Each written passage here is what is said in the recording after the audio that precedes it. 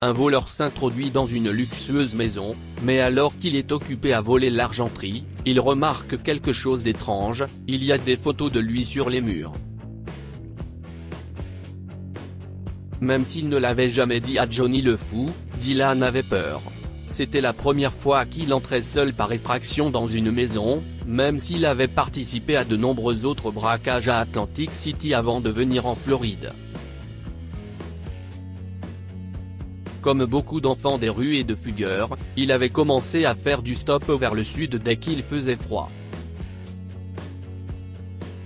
C'était son premier hiver dans la rue, mais le premier coup de froid de novembre lui avait rappelé qu'il ne voulait pas être là quand le froid de l'hiver se ferait sentir. Il avait besoin de vivre, alors il a couru à nouveau, cette fois vers le sud, là où il faisait chaud. Il était donc là, suspendu à un arbre dans la nuit sirupeuse de Miami, et au-dessus de lui, à un seau de puce, se trouvait la fenêtre entr'ouverte qui lui permettrait d'entrer dans la grande maison, la maison que Johnny le Fou appelait Riche Cueillette. Dylan pensait qu'il avait de la chance.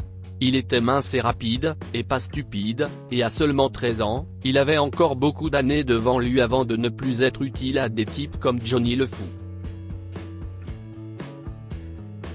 Il y avait de pires options, Dylan le savait. Tout ce que Johnny le Fou voulait de lui, c'était du butin. Il prenait 70% de ce que l'homme qui achetait sa marchandise lui donnait, mais Dylan avait un endroit sûr pour dormir et beaucoup de nourriture. Et chez Johnny le Fou, il n'y avait pas de monstre comme son dernier père adoptif. Johnny s'occupait de ses enfants et il ne tenait pas non plus à l'alcool ou aux drogues. Dylan voulait rester avec lui, mais il devait prouver sa valeur. Il devait sortir de cette maison avec une cachette de valeur pour gagner sa place parmi les enfants de Johnny le Fou.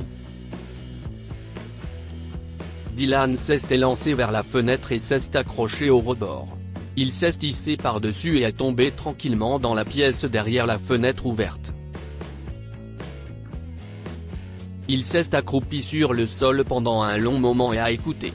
Il n'y avait aucun son provenant de la grande maison.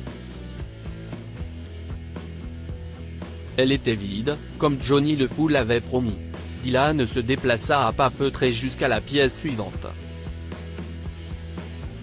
Il y avait un grand lit, et une jolie coiffeuse couverte sur laquelle étaient posés des parfums coûteux, mais ce que Dylan cherchait était sur la table de nuit, une paire de boucles d'oreilles qui ressemblaient à de l'or et des diamants véritables. Il les a glissées dans sa poche. Sa mère avait, autrefois, des boucles d'oreilles comme celle-ci. Il se souvenait de sa petite enfance comme d'un tourbillon étourdissant de rire, et de sa jolie maman glamour dans de jolis vêtements et des bijoux étincelants. Puis, quand il avait 5 ans, tout s'est terminé de façon abrupte et choquante. On était venu le chercher à son école et on lui avait dit que sa maman était morte dans un accident. Maman avait beaucoup d'amis, mais personne ne pouvait retrouver sa famille. Il a donc été placé dans un foyer, puis envoyé dans sa première famille d'accueil. Sa première famille d'accueil était gentille, et ils ont même parlé de l'adopter, mais sa mère d'accueil a découvert qu'elle était enceinte, et il a été renvoyé au foyer. Après cela, ils l'ont envoyé chez les West.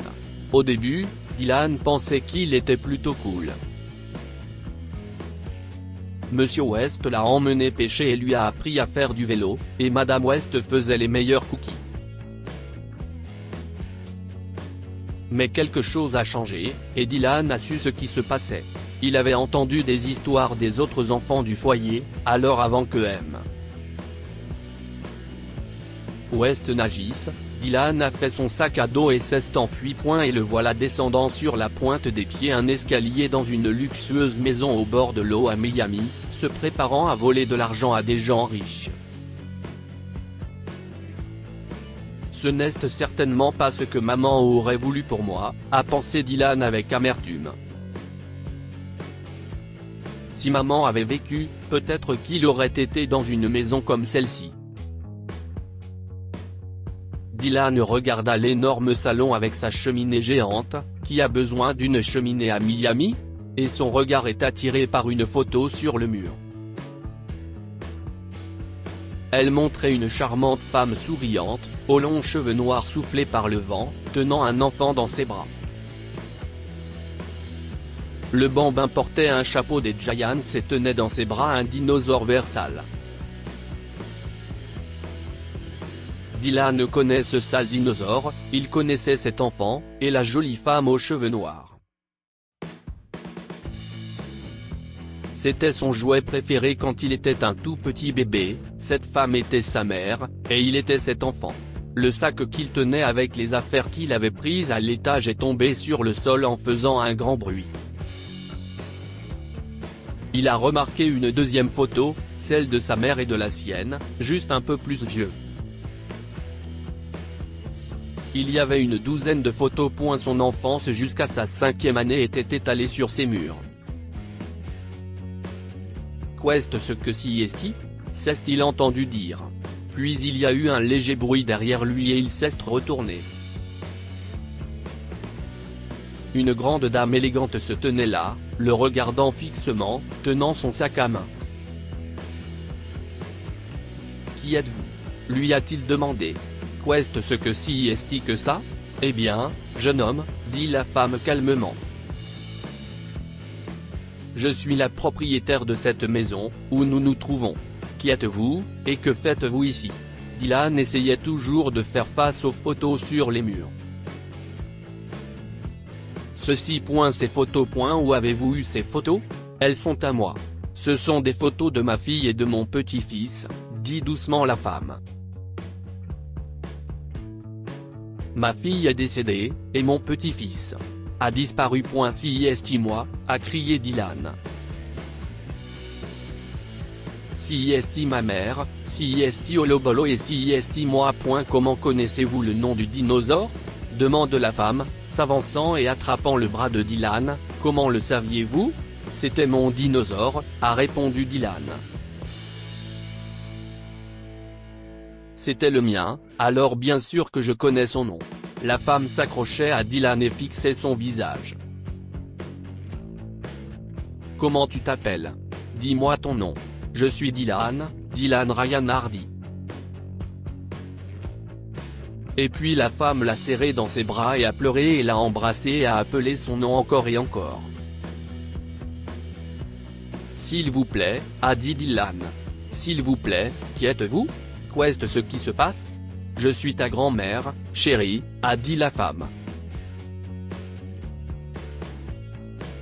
Je t'ai cherché pendant des années et des années. Je suis Nana. Dylan s'était introduit dans la maison de sa propre grand-mère. Elle vivait au Moyen-Orient au moment de la mort de sa mère. Le temps que sa grand-mère apprenne la mort de sa fille, Dylan était déjà dans le système. Personne ne savait où il était, et quand on l'a finalement retrouvé, on a découvert qu'il avait fugué. Maintenant, il a été retrouvé et il est rentré chez lui pour rester. Il n'y aurait plus de jour ou de nuit à fuir l'obscurité des rues et ses dangers. Dylan en a parlé à sa grand-mère, qui était une journaliste célèbre, et elle a créé une fondation pour aider d'autres enfants comme lui. Que pouvons-nous apprendre de cette histoire ? Ne perdez jamais espoir, car tout ce dont vous avez besoin se trouve peut-être juste au coin de la rue. Dylan a fini par retrouver sa famille par pure coïncidence, ou peut-être était-ce un miracle.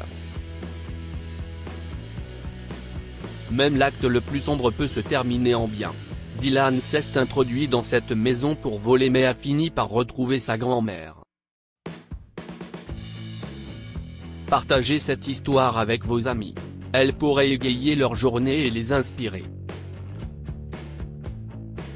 Si vous avez aimé cette histoire, vous aimerez peut-être celle d'un homme riche qui se fait passer pour un pauvre afin de donner une leçon à sa future belle famille. Abonnez-vous à Mon Mama sur Google News.